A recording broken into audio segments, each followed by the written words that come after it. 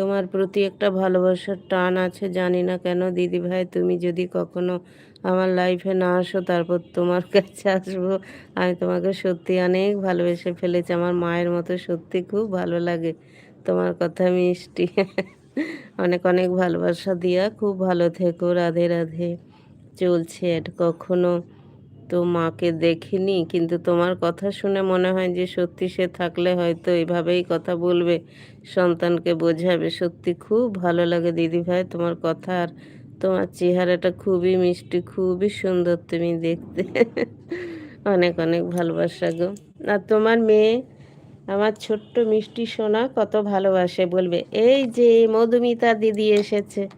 মধুমিতা দিদি ভাই, তোমার ভিডিও দেখেছি, ওর এই কথাগুলো শুনতে না এত